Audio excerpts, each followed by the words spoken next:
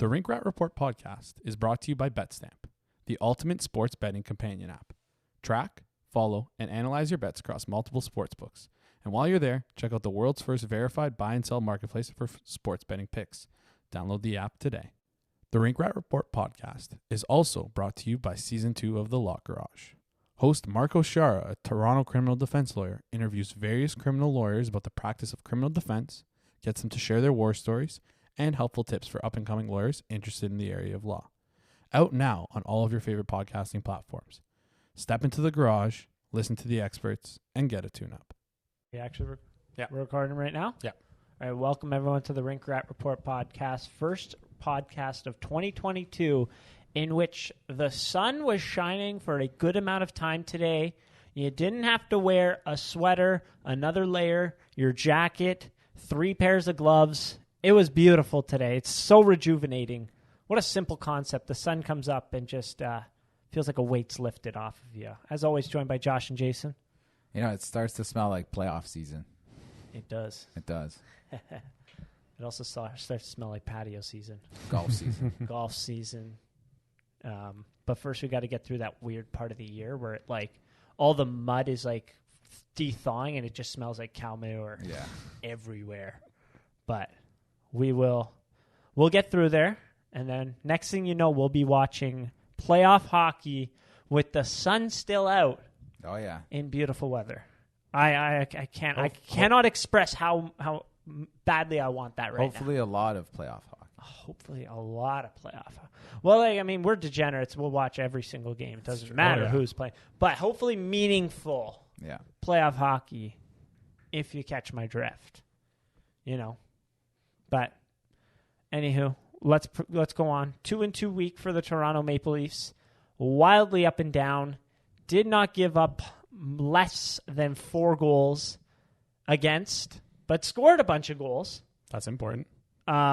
Entertainment-wise, off the charts this week. Oh, yeah. They kept you on your toes. You were not sleeping in any of these games. And if you fell asleep, you missed a lot.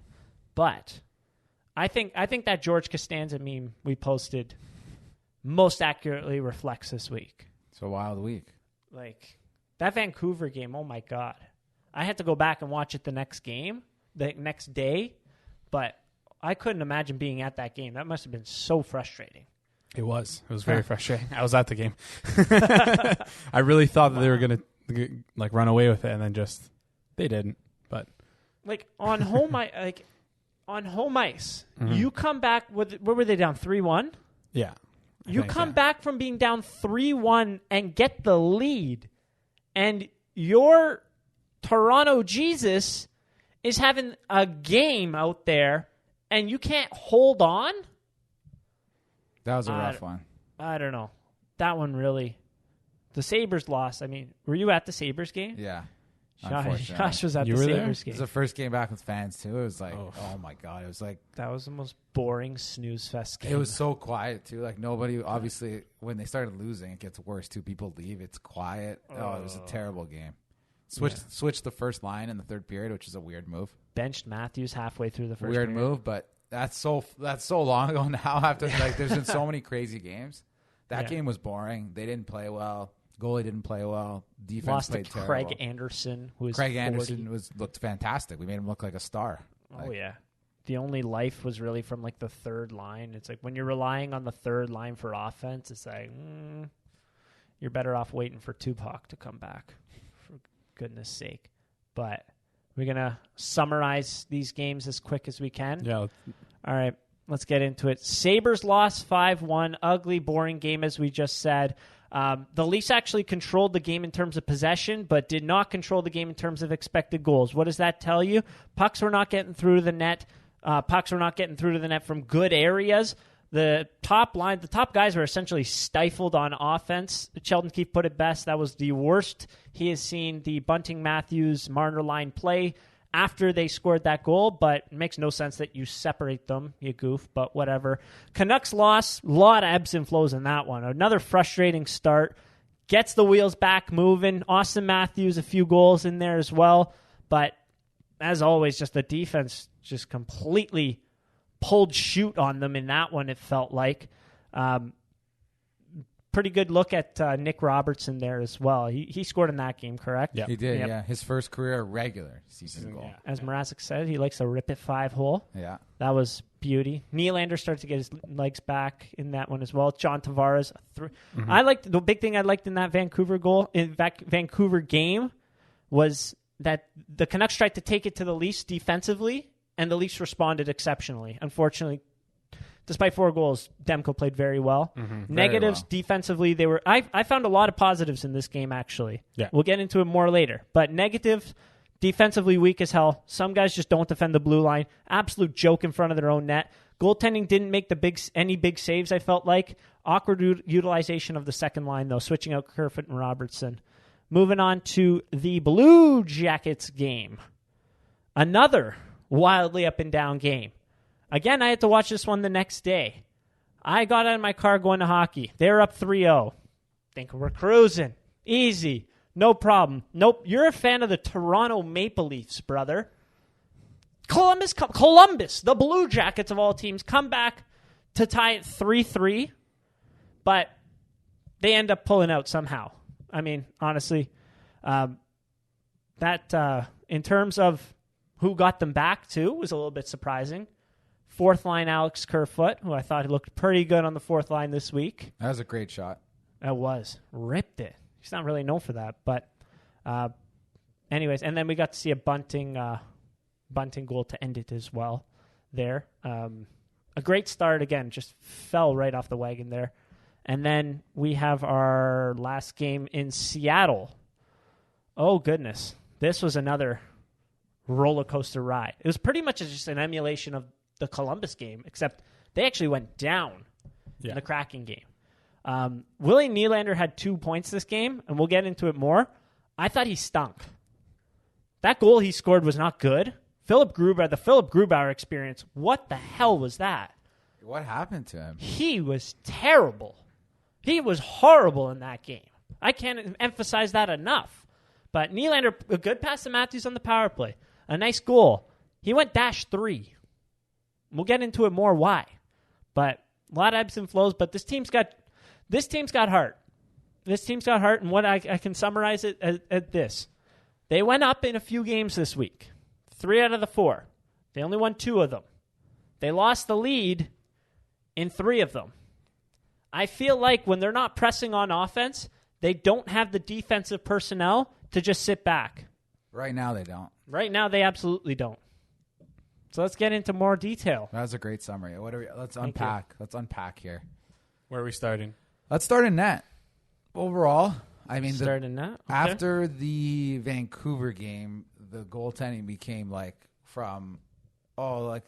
they'll turn it around, Yeah. positive vibes to what's it going to take to get Fleury? Who are we going to trade for? It was very quick. Anton Forsberg, baby. It really was quick. And the Buffalo game was bad. Mrazek was getting the Bronx cheer, which is rough. Mm-hmm. Oh yeah, that's what it's called. Yeah. And then Campbell really didn't play well, in my opinion, against Vancouver. Just didn't make any big saves, really. And obviously comparing him to Demko's a little unfair because Demko's pretty good, but especially at the end, good. He's really good, and at the end of the game, especially the Leafs were hammering him with chance after chance after chance after chance, and he was making saves left, right, center, doing a great job. But yeah, we couldn't buy a save in that one. So going back, I remember a point that we made. Remember, I was against the last game against Vancouver, I said to you, didn't this feel like the playoffs games against Montreal? Guess what? What? It did. The way Vancouver played defense in that game, it felt like that as well. But the Leafs got 4 goals and a bunch of chances. And they honestly played really well in spurts in that game where they were absolutely dominant. They could not get the puck off them. They came out so flat to start the third period. That was unbelievably bad. And that's why they lost, because 2 quick goals go in, and now you're chasing. You're fighting, yeah. You're chasing. And I remember looking they were dominating the expected goals battle going to the intermission. I go look at 10 minutes left in the period. It's Vancouver had an expected goal to the Leafs none in the third period. They were essentially had all of the share of the offense in that third period, and you could tell. And then 10 minutes left, 12 minutes left, the Leafs start pushing again and get a lot of good chances. But that start of the period really hurt them in that game. Yeah. I have here, a lot of tipped goals.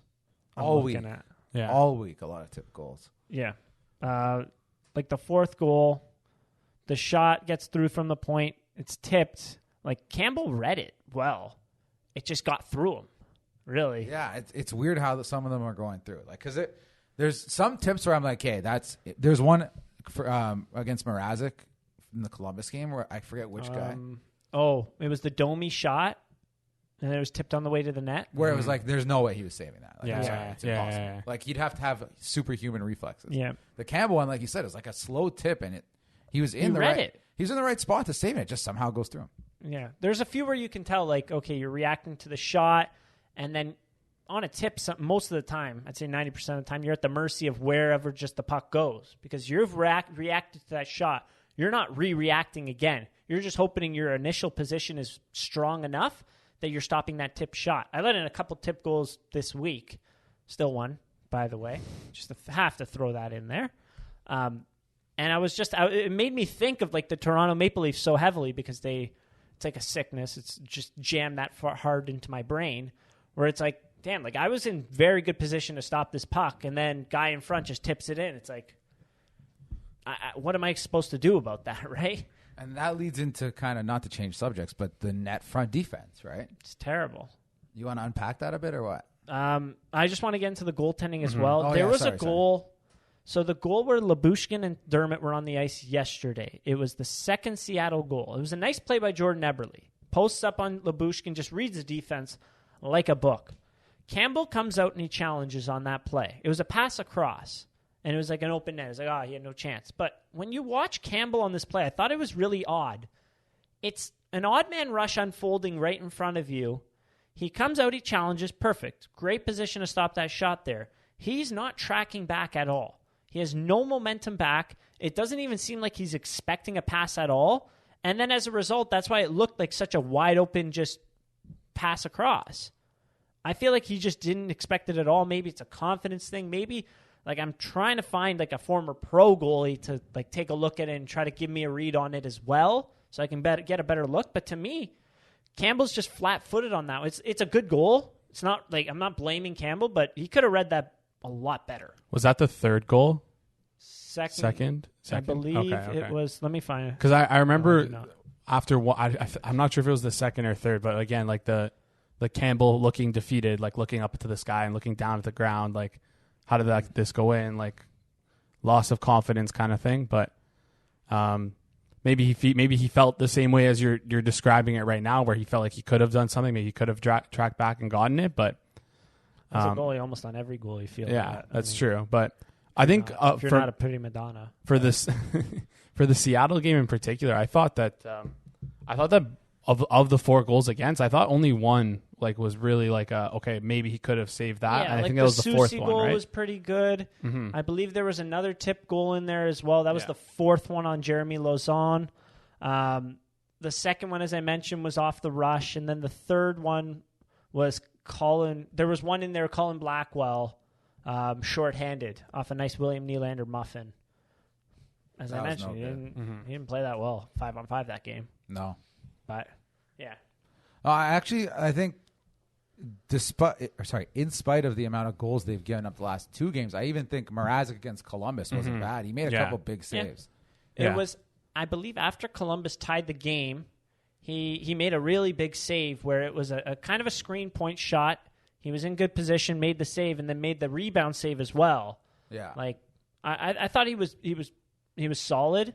Like the goaltending isn't making that many big saves, but they're not presented with the opportunity to make that. Like maybe Campbell was on like a couple of those plays there, but like Mrazek, when you look at the goals, it was like just like really just like shitty plays in front. It's not like a 2-on-1 and he gets a shot, or a breakaway and he's able to a clear breakaway. He's able to make a save there. It's a lot of tips. It's a lot of screens. It's a lot of like junk. And I even felt like in the Vancouver game, they were purposely sending it back to the point just to get point shots on net, like on purpose. That was their game plan. Expose that weakness. I believe it. So overall, what do you think? What's going? Like we can't not talk about the goalie situation. I think it's gone. Like I think they've gone better this week than they've looked the past weeks. I think like definitely not a great, like a huge improvement. But I think last there's week was the 7-goal game. yeah, I think there was a lot of goals that were. I think there was a lot less goals this week that you could attribute to the goalie saying that they should have made those saves regardless of the other players on the ice. This week, I think there was a lot less of those. I think in the Columbus and Seattle combined, there was only 1 or 2, honestly. So other than that, they were just either breakdowns defensively or just good plays from the other team that like led to goals. Yeah, I think I'm in the same. It's not a good. You're not like, wow, our goaltending's playing well, but it's like. Whatever. It's like you could be doing a lot better defensively. I'm also mentally blocking out the Buffalo game. Yeah, I was going to say, you guys are just ignoring the first 2 games, which is fair because there's 2 more recent games where they played better, right? I think if we did this podcast on Saturday night, it'd be a much different tone. Yeah, probably. Against Buffalo, Peter Mrazek was just not good. I don't know if I mentioned it last week, but I found that a goalie that challenges so far we've seen in the past, it was very interesting to see him pretty deep in his net against some of those goals on Buffalo. Tage Thompson rebound, or not rebound, but it was like a broken play, just turned and wired it on net, and Mrazek was like basically in the net. That first Riley goal even too. Oh, no. On the Tage Thompson goal, he was already down. Yeah. He was small in the net, very small. That's where it was like what the hell? Like maybe that kind of that's another factor why Jack Campbell was just so far out of his net on that goal that I'm talking about that he didn't track back because he just has no confidence. Like if I track back, I'm too deep in my net. They're not getting that pass across. It's going to end up in the back of the net, right? Yeah. He took care of his man. The defenseman didn't take care of his. So the magic question now is who starts on tomorrow, right? Or tonight if you're listening to the podcast on Thursday. Against Arizona? Yeah. Mrazek. Really? I think it'll be Mrazek. I'm like guaranteeing it. And then they give Campbell, because Campbell's been with the Leafs longer, they give him the Heritage Classic game, right? So there's that. But also I think Peter Mrazek deserves that next game. Like interesting. You know what? I didn't factor the Heritage Classic aspect to it, but that's interesting. Yeah, like Campbell against like I don't know. It's not really like no one's done anything to say. Yeah, oh, this nobody guy's has stolen it. It's unbelievable. After it's you. like No, after you. Yeah. Also, even for Campbell, like I assume this weighs on him as well. But you're playing for millions, like you're a UFA, like zeros. You know, like I saw the poll that you shared in our group from Kevin Papetti, which was essentially if you had a chance to sign, if Campbell had a chance to sign right now, like you're saying he's just signing today, 3 years, $4 million. Who says I think no? That was Jason. Or you sent that. Who says no? 3 years, $4 million per. Toronto says no. Campbell says no. Done deal. Or like, let's see the results. It was an overwhelming Toronto says no. Was the poll result like overwhelming? Oof. Yeah. I think at the beginning of the year, so Jack Campbell's old goaltending partner, Cal Peterson in LA, got 3 years, $5 million per. I believe, I can't remember where I heard this, but Campbell was offered $3 million, 4.5 or 4 by the Leafs at the beginning of the year, and he said no. He said no to 3 years, 4.5. I might be imagining this, but I swear I heard somewhere that. That's surprising. I believe it might have been Overdrive. That's surprising to me. I think. I believe Jamie McLennan said that. I think I know we've maybe mentioned. Maybe it was a rumor. I don't know. We've mentioned to compare him to the 6 years, $6 million. I don't think he's even close to deserving that. No, not anymore. Right, he's but even apart. back then it was like he's still young-ish. He's not old for a goalie. No, he's 30. Yeah, he's 30 this year. So you could do 3 years and sign another 3 deal. years, not bad at all. Yeah, I mean, or do 2 years at that. The Leafs would do that. Or maybe the Blues are looking to move one goalie. Yeah, but now who's going to take Binnington's contract now? That's $6 million. Well, someone would. Well, it's Ville Husso versus Binnington. I think after this year they'd like to go with the cap efficiency. Absolutely, Ville Husso. See how he rides out the rest of the year. 100%. I don't know. Maybe I'm just making you stuff are 100% up, right. But just a thought that occurred to me. But overall this week, what would you give the goaltending in terms of a rating? C+ maybe. I go C-. Yeah, I like D. D. Okay. The Vancouver game. Games were I was brutal. doing the clips if they got a little spicy because I was getting upset. So it's like, then I did the poll at the end, like, should we get a new goalie? Just wanted to fire the boys up, but it it's becoming a thing. That's the problem. Like, I can't give them higher than a D because it's still until the trade deadline comes and goes and they haven't traded for a goalie. I don't think they will. I think it's don't about think they will either. Yeah, 1 or 2% chance they trade for a goalie. Yeah. Considering Jake Muzzin's back on the ice, we'll get to that. But so there's no LTIR space there. No space. Damn it. No, You're not working even- with $2 million. I think less. Like the accrued cap, all the accrued cap space is now officially gone. All the cap space that they were accruing over the past whatever, like before Jake Muzzin went LTIR, like if you are over the cap, it like shrinks. Whereas And if they're you're over the cap. they were over the cap with Jake Muzzin on LTIR, so their accrued cap space as of March 9th is 0 essentially. I don't know. They keep talking about on the radio, and Friedman, Chris Johnson. They have one deal, apparently. But they said the Leafs are acting as if they have $2 to $2.5 million of cap space to work with. Okay, so maybe I don't know. That's what I read and what I understood from the like looking at their cap space, but I could be wrong. But that could also be Justin Hall or Travis Dermott. Exactly, yeah. That the thing with the Leafs, they can make cap space easily. If you look at their roster, also they essentially have 8 defensemen. Yes, they have. Someone's have gotta 14 move. forwards and 8 defensemen right now. On their Someone active has roster. to move. Someone has to move. Mm-hmm. Yeah, you can't keep all of them and then play all of them, right? Yeah, I have a good suggested trade for later. Just remind me. Ooh. yeah. All I like right. that. I hope we remember. Let's move on to the defense, shall we? Yes, we shall. All right. Riley Lilgren. What would you give that a rating? An F.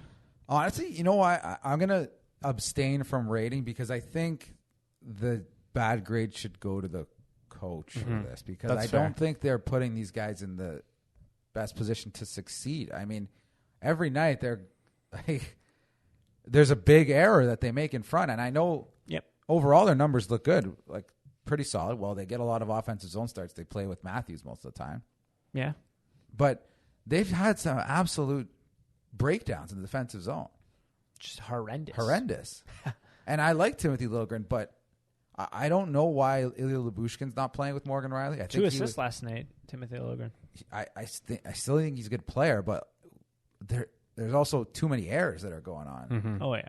You could see, like, it's so frustrating watching him, but in terms of just looking at him, okay, this is his rookie year. He's on the men, like, he's trending for, I think Evolving Wild has him ranked in their Calder rankings kind of thing. Like, Yeah, I his saw expected goals number is low. Really good. Offensively, he's looking good. He's getting point shots through. That's why he He's got an assist. 15 points in 40 games. Like, that's a 30-point defenseman. Yeah, I believe Alex Romanov on Montreal has like 17 career points. Oh, come on.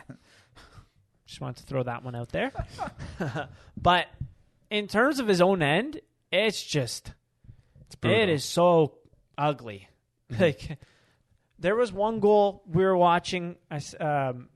I sent the clip. I don't know. Someone was trying to blame it on Riley.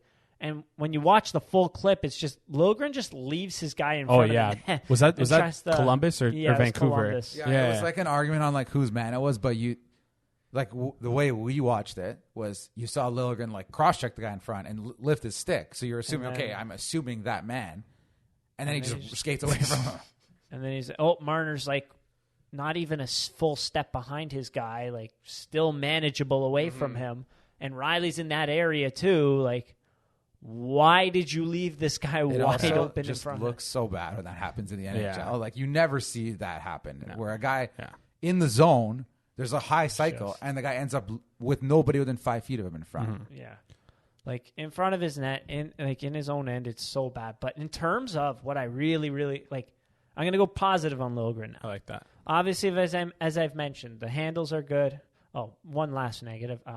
I think they're telling him to dump the puck in way too much. It's just very clear. He just he gets it and it's just slaps it in. Like, I think that's by design. I think it's by design, unfortunately, though, right? Like, he shouldn't be doing that. He's good enough to enter the zone and make a play from there. But what I've really liked when watching him this week, getting the puck in his own end off a dump in under pressure. He either is able to move the puck pretty well, or the other thing I really like, takes contact and frees the puck up for a teammate. He takes contact pretty well. Yeah. Like there's a lot of positives to Timothy Liljegren's game.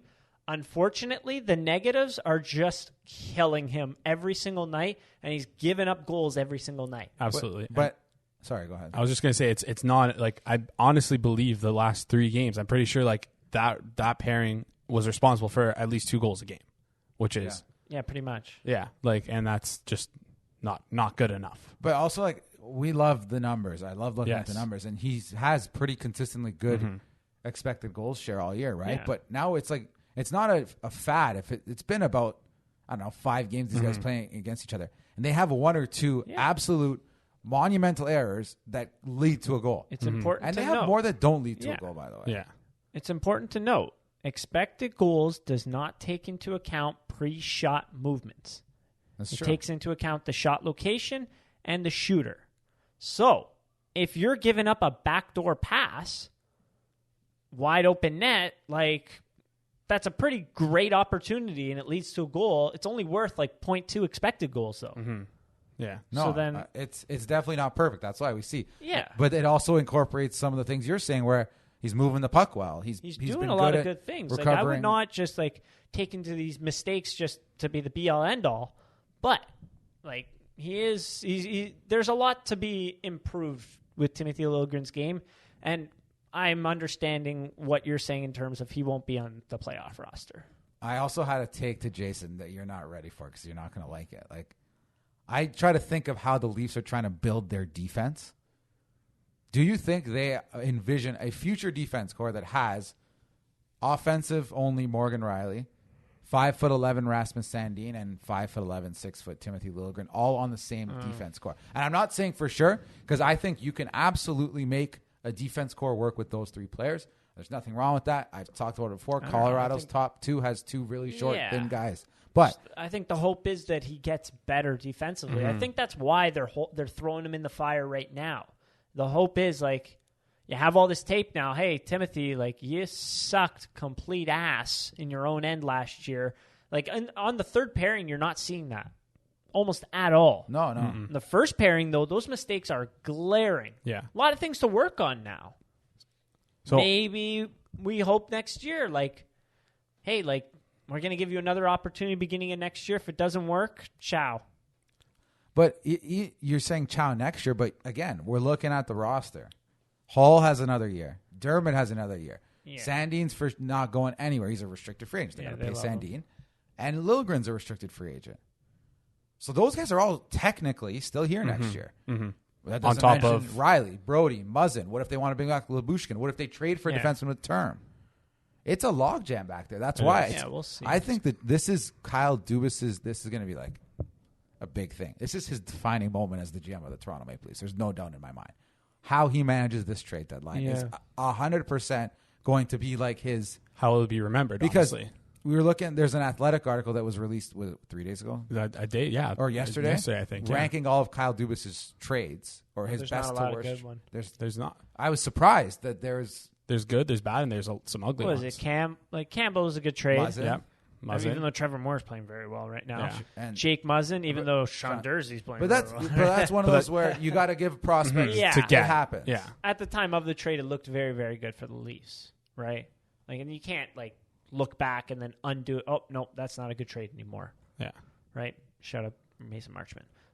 But But yeah, like even looking at the bad ones, like obviously the Foligno one, the Kadri one, which I think Foligno won, when you're looking back on it, all the insurance deals that they had to do Though last you year. at the keep bringing that deadline. up, and like we talk about, well, they have no picks this year. It's like, yeah, they gave a third for Rittich. Third for They gave a Riddick because fifth there was for- literally no other goaltenders available. Well, Anton Forsberg. Well, he only had like one good And game. what under did his belt. they gave a fifth But- for the defenseman Ben that starts Hutton. with an H? Hutton, yeah, Yeah. Ben they have Hutton. a fifth for him. yeah. Yeah. He was in the lineup for Anaheim last year. He was a serviceable player for them. They just needed insurance on the left side, which looking back doesn't make sense. Yeah. Like the funny, like I think Kyle Dubas has some very defined strengths as a GM. Like he does Yeah. really well. But like the fourth best trade on this list is the Lyubushkin trade.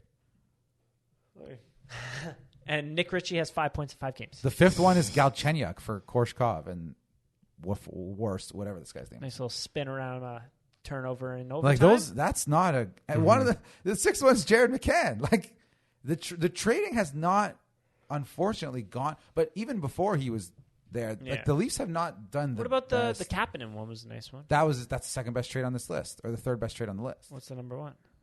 Campbell, Muzzin, Kapanen. Those are the top three. Oh, okay. Sounds about right. Kapanen trade was really good. Yeah.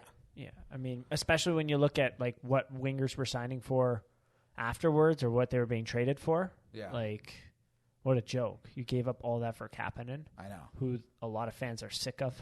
Yeah, he's the same. He's got guy. his strengths and weaknesses. He's the same guy though. Like we said back then, it was like he's got the physical tools. If he can add this, and Yeah. this, but he hasn't added this, No, this, he and hasn't. this. But back to my point, it's like, and I'm sure there's definitely GMs who've made worse trades. Everyone For makes sure. good trades, bad Yeah. trades. But that's why I think this is the moment. Like, what do you do?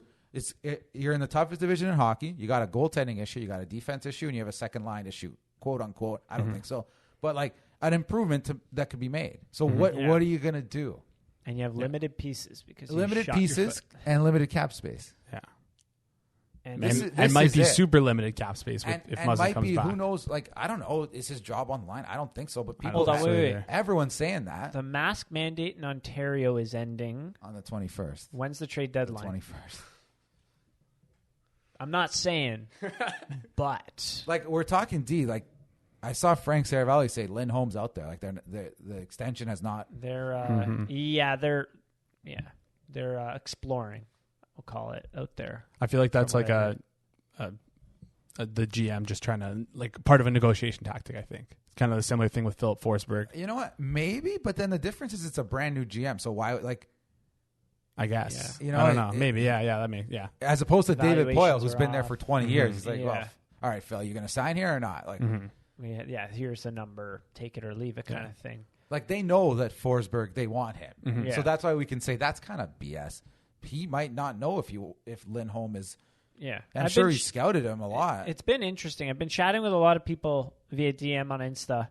And, like, the thing that just keeps coming up, it's like, okay, the right-handed D that are available have a lot of deficiencies. The left-handed D that are available are good fits, but it's like, are they going to be able to play the right side? Or is someone else on the Leafs going to be able to play the right side? It's a little bit of a gamble there. So, like, if you just, as we've been clamoring for, if you just go out and get a good player on D, it's Yeah. going to end up being a left-handed defenseman unless it's a right-handed one that we didn't expect. And then you're kind of rolling the dice. Okay, like, this guy's going to have to play right side. But I think it's a simple fix where you don't have to have the top 4 D. You could have Riley, lefty, Muzzin, lefty, Giordano or other unnamed D playing on the left. Then you have Brody, Lyubushkin, and you make Sandin play right D. He's done it before. Yeah. I think he would do In it. third pairing, he can do it. I think he can. But yeah. it could be a third pairing with Mark Giordano or a Jake Muzzin. Yeah. Like, that's a good pairing. Yeah. That But pairing then can it play- also becomes 5 of your 6D are left-handed. yeah. it is what it is.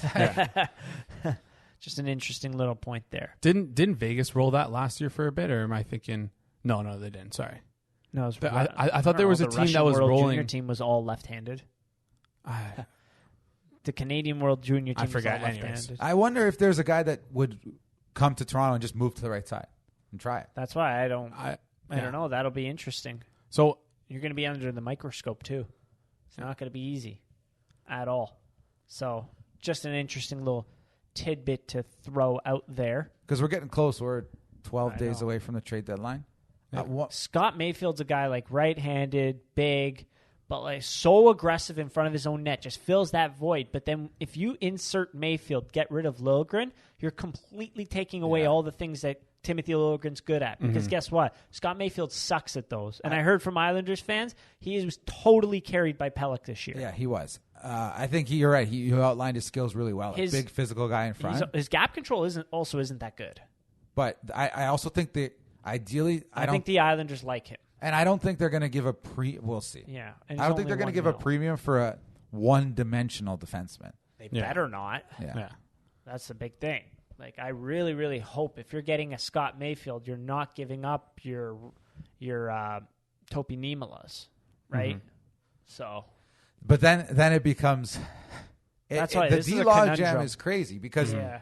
if we're trading for a high-value player, if I had to guess, I think it's like slightly better than a coin flip that it's more likely to be a prospect than a pick this year. Yeah. Because they don't have that many picks. Yeah.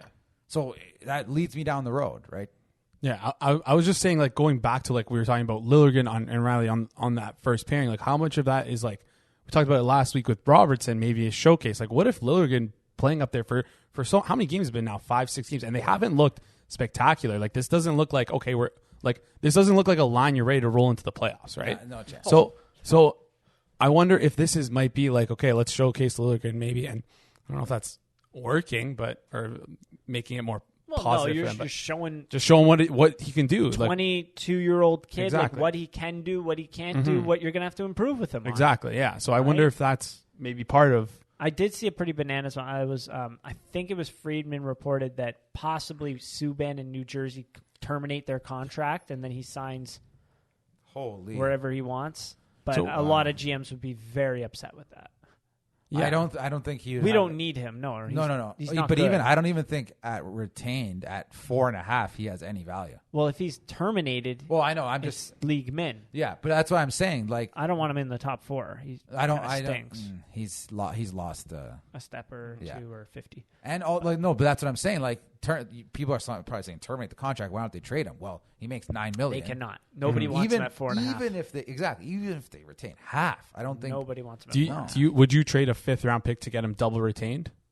No, because I don't think. Like, people, I think the our only- third just our out of- third no, I'm- pairing is fine. We don't need a Yeah. third pairing D. That's what he would be. I just meant in general. If sorry. I was Boston, maybe. If I Yeah. was a team, who else has some depth issues on D? I'm trying to think. The thing is, not a lot of teams do have depth Colorado, issues. maybe. Maybe Carolina has a ton of D. I think they're looking for D apparently. Oh yeah, Carolina. That's what I heard. But Oh yeah, because D'Angelo got injured. That's why. yeah.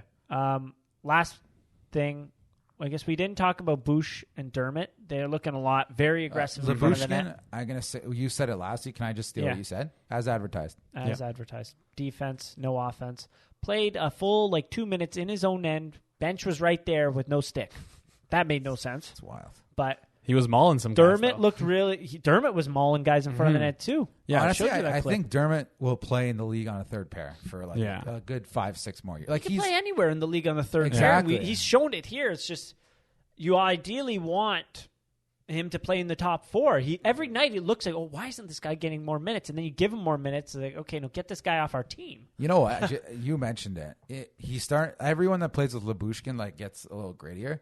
If he played with 25% more grit, I guarantee he would find a top 4 role somewhere in the Dermott? NHL. Yeah. Yeah, Playing grittier now. I know. And how does it look? Looks good. It looks good. I like it. I love it. And it wasn't just the Seattle I game, showed you too. guys Yeah. that clip. He just took out Gord in front of the net. So sorry, We need more of that. Keep jumping subject, but I mentioned this before.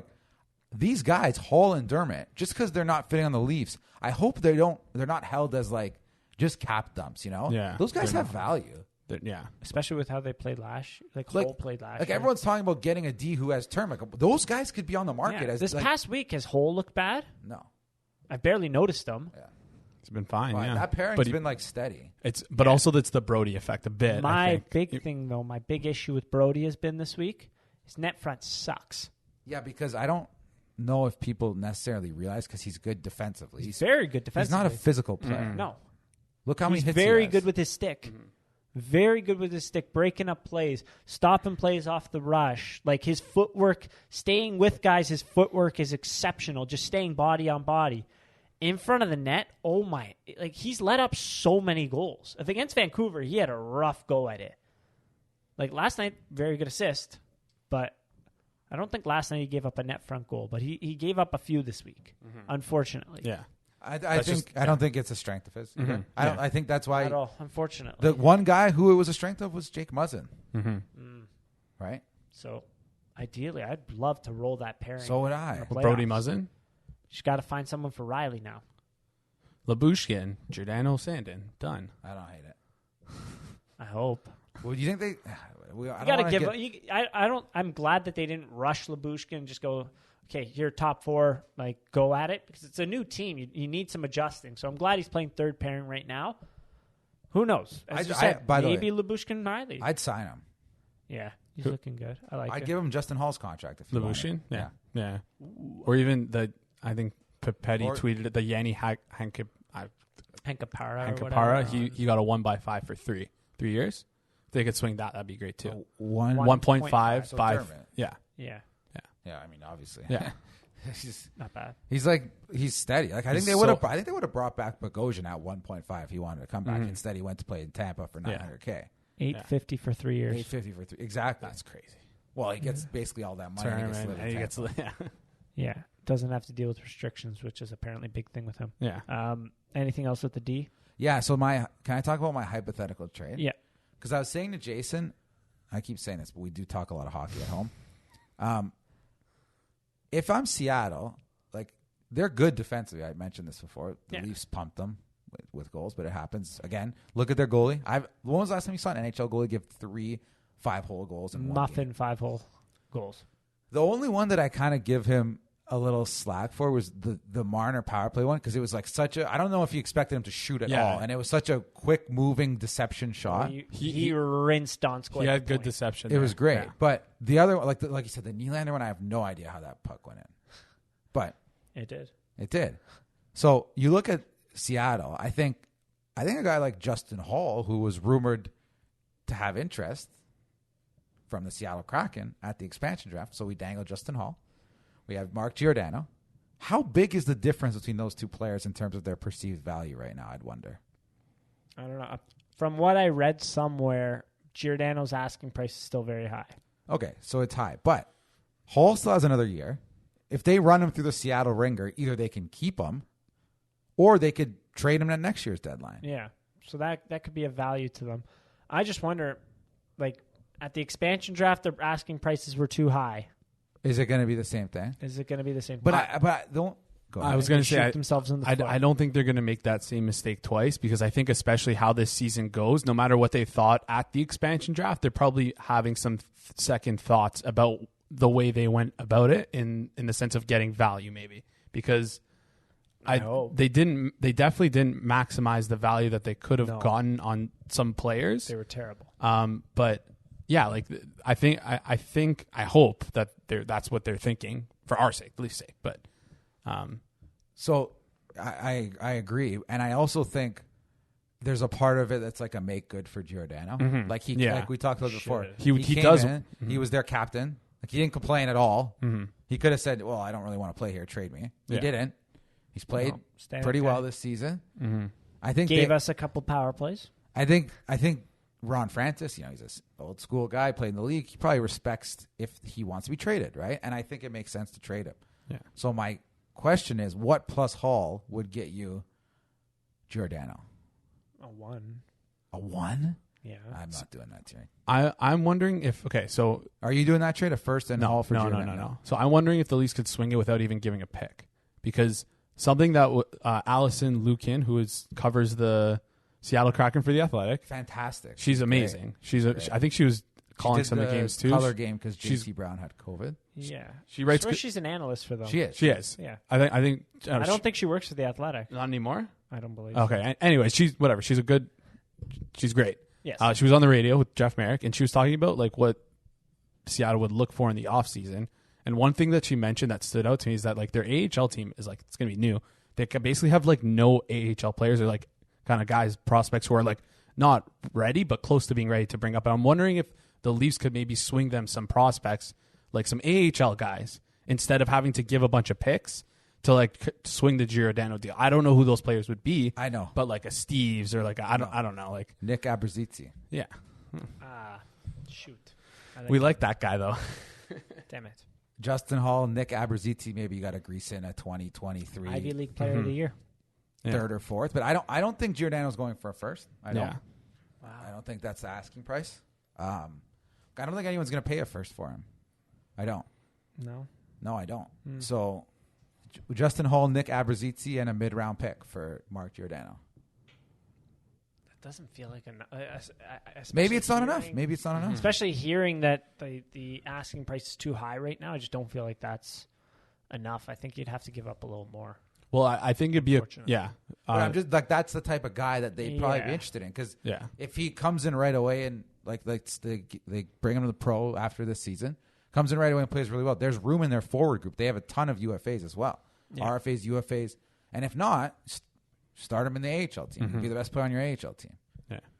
Yeah, that would be ideal. Yeah.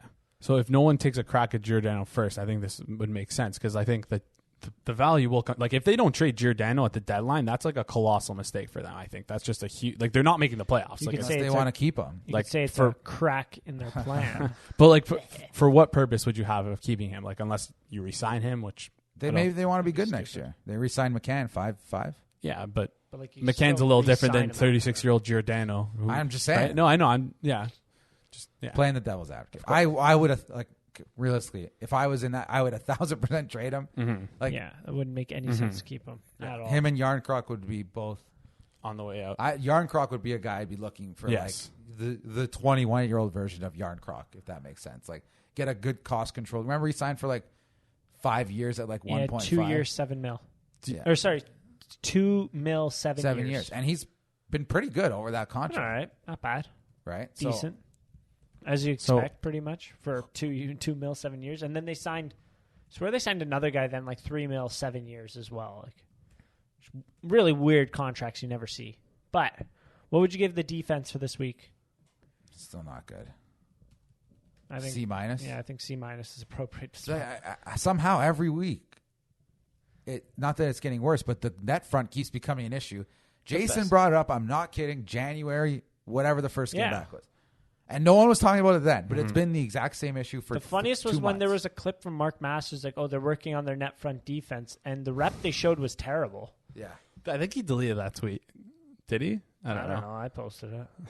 Yeah, like Nylander was Yeah. free in front, and Tavares just completely bodied. I think it's Yeah. Brody. Yeah. It's like, oh, they're working on it. It's like, well, I hope they get a lot better. We have a game tomorrow. So wrapping up the D, Jake Muzzin, is he coming back then? He's skating, so I think he'll be back before the end of the year. Yeah. To the demise of all cap-friendly GMs. But I think I obviously would have preferred to use the LTIR if they can. Yeah. Jake Muzzin I guess he's an honest guy, doesn't like to cheat, unlike the Tampa Bay Lightning. I would love that cap space, like just so that, like, I wish he wasn't skating right now, selfishly, just so that we can get a little bit more content, a little bit more trade content from, I bet The Athletic, TSN, Sportsnet, they're all kicking themselves. Like, there goes a week's worth of content for me in terms of Leafs trade board, because the cap space just went down a ton, but So if sucks. I keep throwing out these ideas. If it's just Justin Braun that the Leafs add, I haven't watched him enough. but I'm just like that type of Yeah. player. Are you Like disappointed? Defensive. Yes.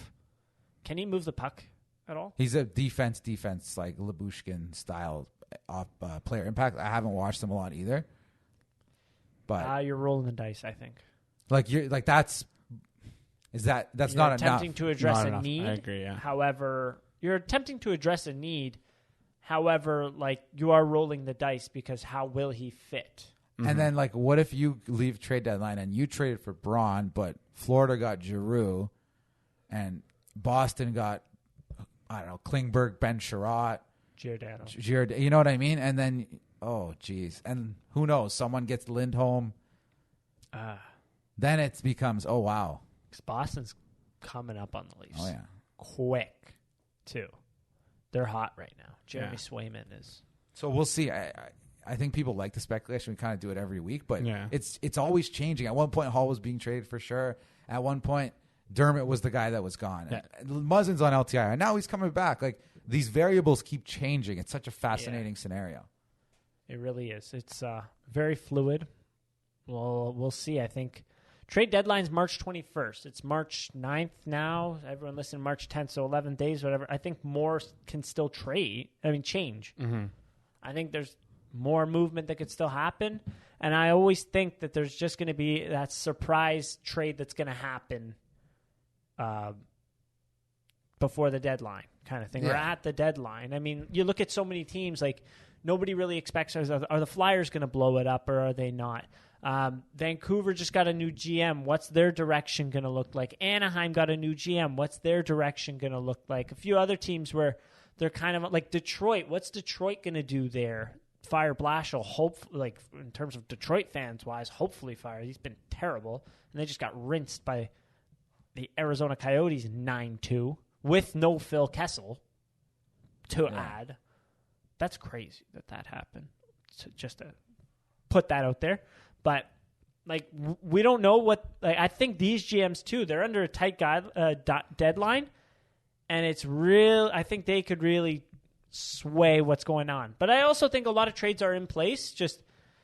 A lot of GMs are waiting for that accrued cap space to really fill up as well. Mm-hmm. And we're just being left in the dark. So a lot of trade. Explain that deadline. quickly to the people who don't know what accrued caps. Like, I know we did it before, but just why is it better to wait till the deadline? Simply because if you're under the cap, you like the amount you're under the cap. I don't know, whatever the numbers are, you get more cap as the day goes up. The longer you wait, the more cap space you have. Yes, as long as you're under the cap, which is why us being over the cap while Jake Muzzin is on LTIR was.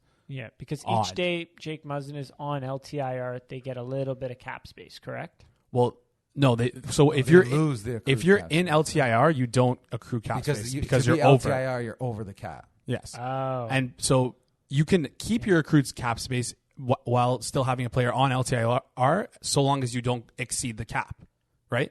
So, and they did. They're over it by I think 400K, which is so weird because... And they've kept Clifford up all year, and they extended him today. Yeah. Yeah, that was a little... Forgot about that. I think he might be Marley's captain, take over for Klum kind of thing. Maybe. But before we get into Clifford, before we get into the forwards... No. Before we get into the forwards, we want to talk to you about our favorite below-the-waist grooming products in Manscaped.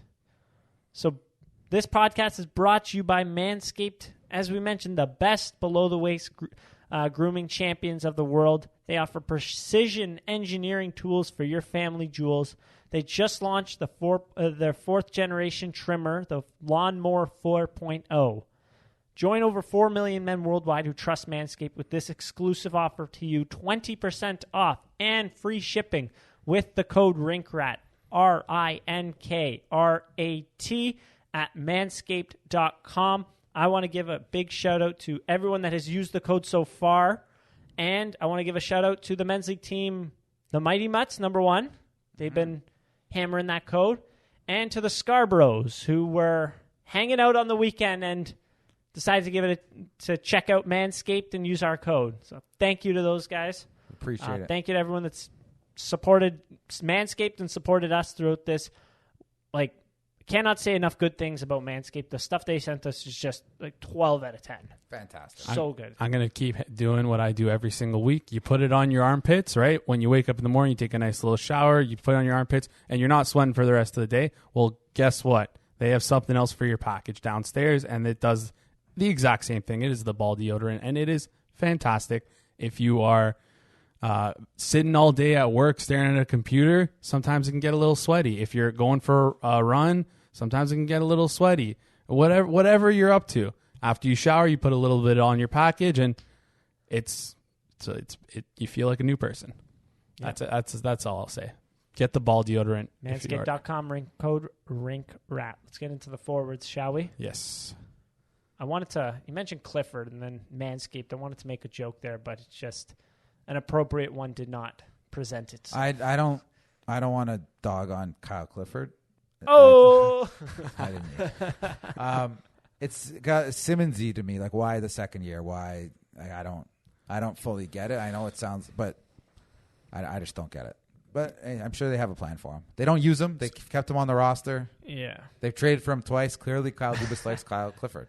That's well, he did actually when he was working at Uptown Sports, I believe is the agency, the ones that they represent Ronaldo, Bertuzzi, Blackwood, all those geniuses. I believe they have Kyle Clifford as well. Kyle Dubas signed Kyle Clifford when he was younger. So, yeah. He's got that connection with them. So yeah. I really loves him. But it's weird because he doesn't really contribute at all to the team. No, he doesn't. He doesn't play, though. I know. So, I don't know. We'll see. That'll be an off-season discussion. But they signed him 2 more years. He's on the roster right now making... League men, pretty much. No, this year he's making... right now it's $1 million. It's $1 million. And then that's not an insignificant amount of money either. Yeah. No. So... And now he has to go through waivers if they... So I think the reason why they did this was so that no one does claim him through waivers.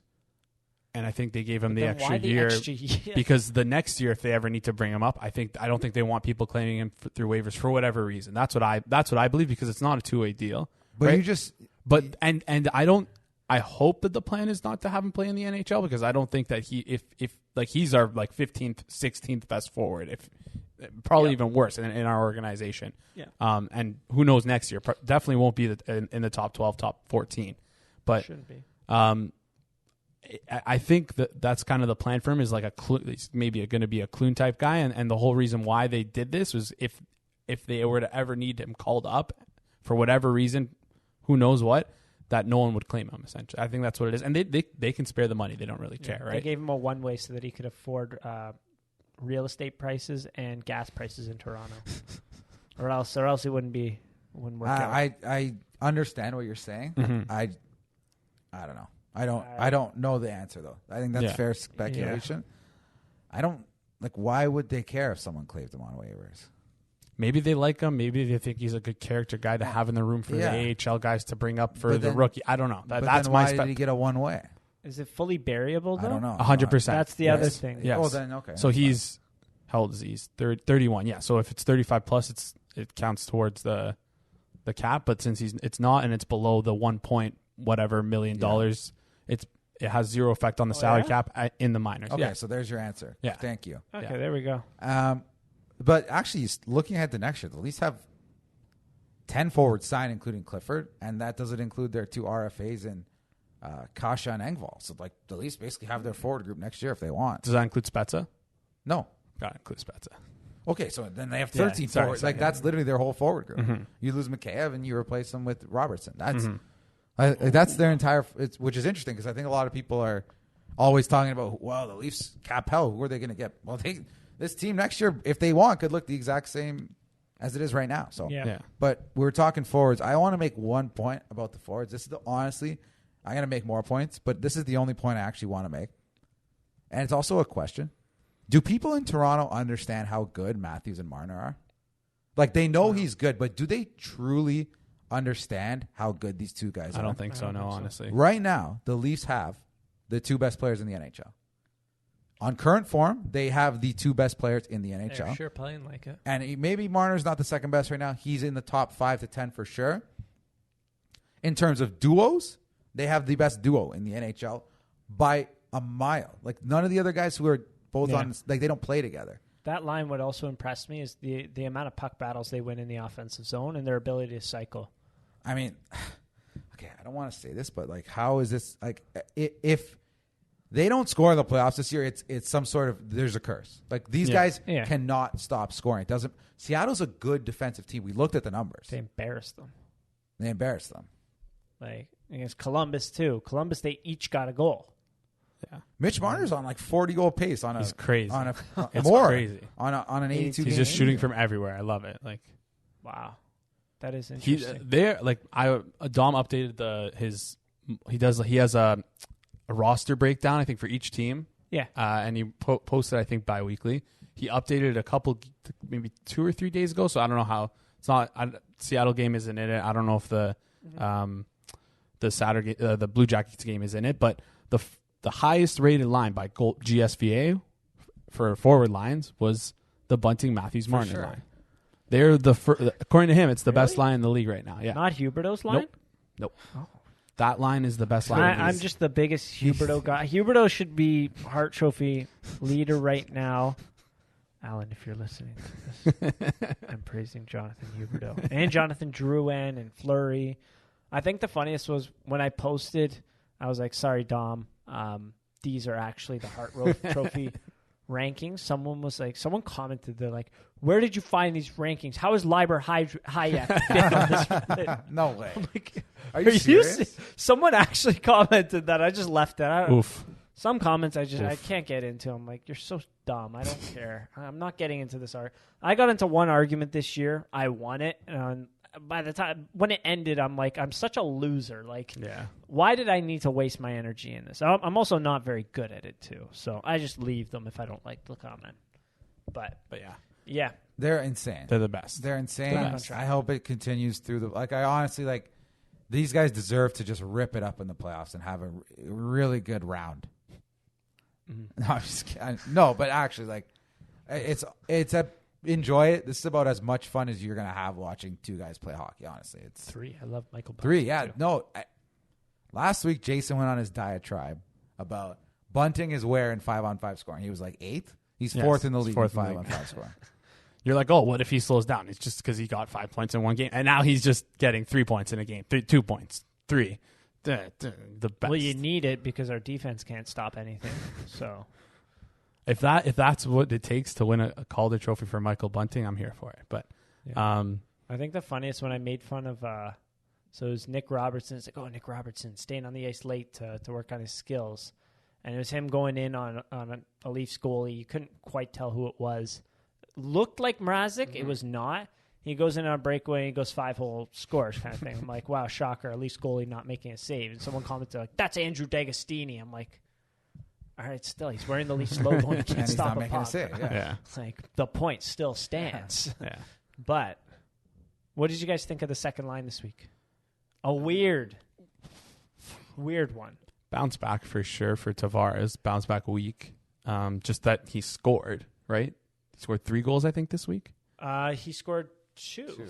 2? He scored against Vancouver. He missed an empty net against Columbus. He then hit the post against Columbus. And then he scored yesterday against the Kraken. Didn't he get 2 against the Kraken or no? No, he got 1? No, only Okay. one. Okay. Why do I feel like Matthews hat-trick against the Kraken. Not bad. But I thought it was really weird on Saturday when they were switching out Robertson Kerfoot like that. I think that was like a like they were winning the game and they wanted to make it like more of a defense line, which I agree was weird. It was like that's the line. Like why are and you then just don't play that the line. best part is like Jonas Siegel, who's a good reporter. He tweeted, they're all good, but he tweeted like, oh, they didn't score, but the Robertson, Tavares, Nylander line had like 8 chances to 1 or something like that. 9. Corsi 4 was 9. Corsi against was 1. No, when shots. It was pure shots. Yeah. Because I looked and their Corsi was like the same. Expected goals was like 60-40. So he like completely fudged the stat. And also, it better be good. They took Robertson off when they were in the defensive zone. Mm-hmm. Yeah. So he was essentially only playing offense. Yeah. If it's bad when they're doing that, then there's something really wrong. Exactly. Nick Robertson did look really good this week. I have a lot of clips of just like plays that I really like from him. Let's make a His video. release is insane.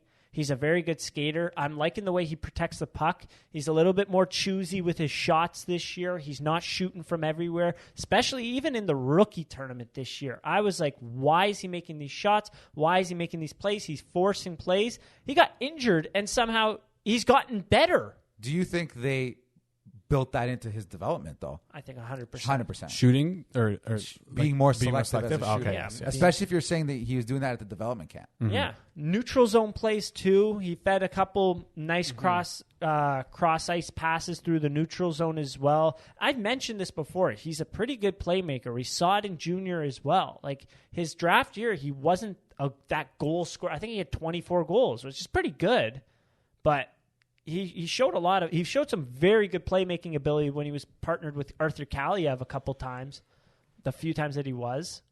So I think overall offensively this week looked pretty darn good. Yeah. Just Robertson or the second line as a whole? Just Robertson. Yeah, I think I agree. Praising the second line defensively this week? Yeah, no thanks. They stunk against the Kraken. There was a few players. Let's hear it. William Nylander, I really loved the jump against Vancouver. Thought he was awesome. He had that really good chance. I believe it was Robertson to Nylander on that chance against Columbus as well there. They looked pretty good. Against Seattle, 2 points. Guess what? He was also -3. Guess what? The 4th goal, he did the flamingo, trying to block a shot. Lazy in a tie game in the 3rd period. It didn't stop there. That was the 4th goal. The 3rd goal, he sent a muffin backhand sauce at the blue line to Riley, didn't get to him, and Colin Blackwell scored on it.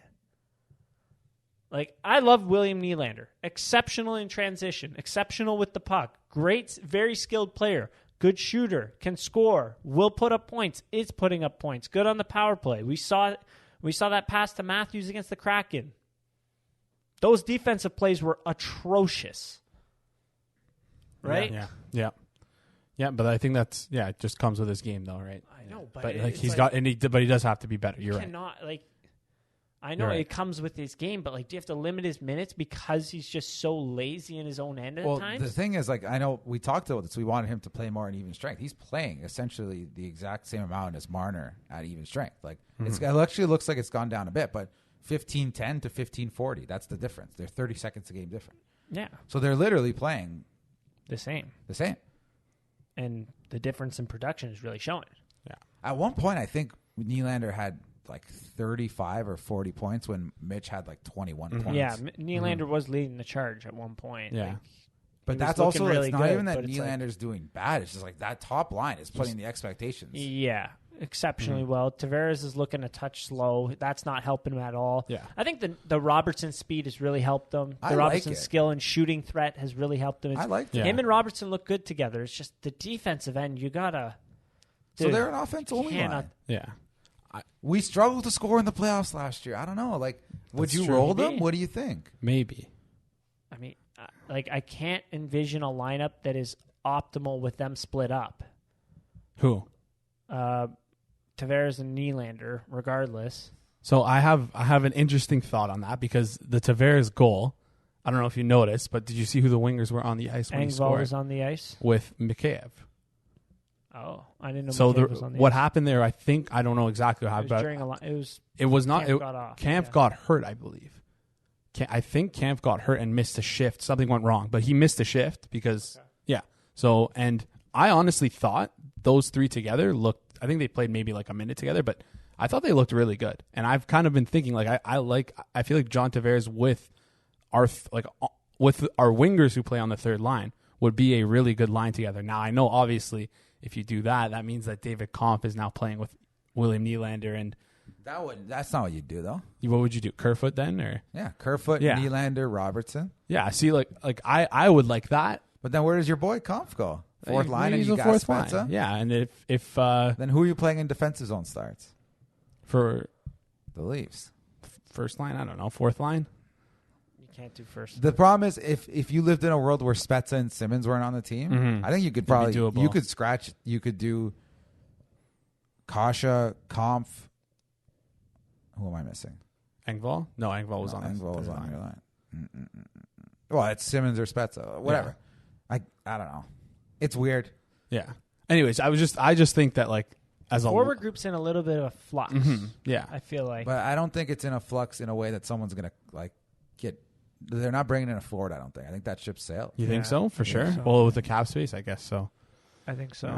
I think they're looking at this Robertson experiment now. After I think when they first brought him up, I think there's a good chance it was, let's just see what we have. Muzzin might be out. Maybe we could trade him. We'll see what happens. Now I think they're saying, is this our internal ad? Is this our trade deadline acquisition that we didn't have to trade for? Like, is he? It's only been a few games. We'll temper Yes. expectations that But way. that's why maybe they rolled him But- for the next 10 games. Why not? Why not? Yeah. I feel bad for Kerfoot though. Like, I know it's not a feel bad for league. It's the National League. They make a lot of money, but I do feel bad for He him. had a pretty good game last game. He's He making an scored. impact on the fourth line. Yeah. He's looking good, right? Like, I know people are like, I brought up, he's fourth in the league in even strength assists. It's like, okay, it's a lot of secondaries, still a lot of primary assists there too. Like, he is playing pretty well. I'm not upset with Alex Kerfoot's play in any way, shape, or form. It's just unfortunate, like, something's not going out. They're not moving. They're not demoting Nylander. They're not demoting Tavares. You're Sorry, the odd bud. man. We predicted this though. Yeah. All right. Yeah, it's unfortunate, but it's the right move, I think. So they scratched Spezza against Seattle, right? Yeah, it was So, a back-to-back. It was a and all the back-to-back, rest. right? So now I just was thinking about this right now. I wonder who's going to get scratched for the game on Yeah. Saturday, right? What about Thursday? Well, Thursday it's like whatever because like I think the outdoor game is like I don't know they might find that important, but I also wondering who's going I to get think the scratched on Vets Thursday will because for sure play the outdoor game. yeah, right. Engvall's going to get scratched. Angle's probably going to get scratched. Oh, That's unfortunate. shoot, I thought he was playing well, but He is playing well. I think at this point right now, like I That think pass to Matthew or to Tavares was really His good. beautiful. reception from the Brody pass. It was He all was good. one of the only good players playing against Buffalo. Yeah. He had a couple good chances. I was with telling Mikheyev. Jason this. They all shoot left-handed. Yes. Everyone on that line. is that Oh, a that's problem? funny. It was not a problem, but it was in that game because Engvall had 3 really good rushes on the flank on the right wing, but he had to backhand every shot because he's a lefty. I know. Yeah. McKayev gotten a couple good chances that game too. McKayev's one of my favorite Leafs to watch this year, which is surprising because last year at one point he was like my least. He was hard to watch him. I think what he's doing really is just shooting the puck harder and like not thinking as much. The hands look a little better. Yeah, gotta say that. Contract year he just too. broke his thumb. Dangle that carrot. That's a big motivator for him, and also the fact that he kind of asked for a trade and they're like, no. Yeah, that was funny. He's a big part of the team in my opinion. Yes, he really is, honestly. Brings a lot of speed. I didn't expect, A lot of speed. He's very, forward with a long stick. Well, when we started the year and he was injured, we weren't like, clamoring for him to be back or... Yeah. Oh, by the way, Mikheyev has been out. It was like, okay, Mikheyev's going to be a 4th liner, maybe even 13th forward if Robertson's up, for example. Yeah. And when we still had Richie as well, right? We just talked about Robertson. I forgot. We were right about our take with him at the beginning of the year. Yeah. Won't make it out of training camp. Call him up halfway through. Didn't look likely because he broke his leg, but it happened. It did. And we called it. I like his game. I think in the offensive zone, he's already an NHL player. Yeah. He really is. You can see it. Yeah, I agree. And if he's even 75% of what his brother is, that's a legit player. Well, then he's like this 25th best player in the league. His brother's unbelievable right now. Yeah. His brother's, back-to-back Hatties. Oh, my God. But, some decisions to be made. It'll be interesting to see what they do Thursday, Sunday game at 4 p.m. Hate that. But no Saturday Leafs. Weird. I love the Saturday Leaf games, but it stinks. But I'm anxious to see what they do, honestly. What the roster will look like in 2 weeks. It's another trap game against Arizona. They're going to win. Come on. The Leafs are going to... Arizona scored 10 goals in their last... 17 goals in their last 2 games. Nick Schmaltz has 13 points in 2 games. Holy smokes. My God. So please tell me someone has them in fantasy. Oh, my gosh. Yeah. Go add that guy. Maybe not. Maybe he might have missed the boat. You did. He's like a point a game right now. You think people would like a little Robertson video? If you got some clips? Yeah, I've got some clips. I'll put them in our group. We'll see what we can do. Because I wonder what people are thinking on him right now. Is he staying up? Is he going down? I haven't seen That's what I'm saying. There hasn't been much chatter. Even in the media, he's there. He's playing Yeah, I haven't heard anything at all. Well, because the defense is such a big, I don't know, media loves to focus on what's not going well. Let me rephrase that. The defense is playing garbage. The top line is playing exceptional. Everything in between is just a moot point to them. That's a good point. Right? So that's why you listen to an hour and a half of us going absolute bananas about the 13th forward and what's going to happen with Kyle Clifford next year. Right? Yep. Exactly.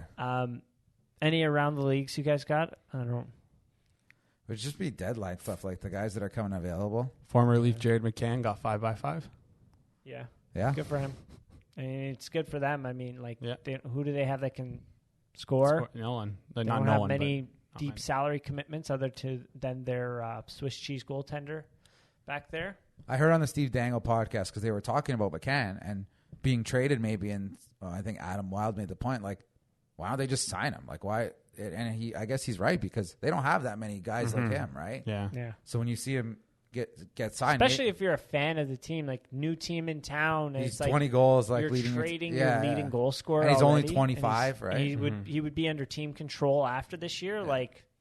That'd be a little bit disheartening, I would say. Yeah, it seemed like the right move for them. Yeah, I don't hate. I like that move. I'd say that. But any other points? Justin Danforth got a nice little extension. Take a look at that guy's elite prospects. I really encourage you to.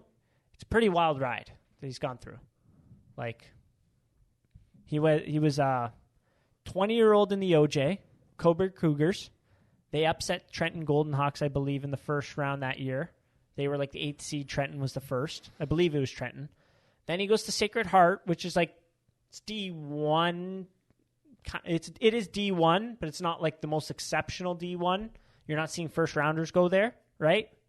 Goes to Sacred Heart, plays 4 years there, then ends up signing an AHL deal, kicks around, good ECHL player, couldn't really get any traction in the AHL, ends up going to Finland, plays very well in Finland a couple of years, and then a very good year in the KHL, back to the NHL, 30 years old, first NHL year, and now got an extension.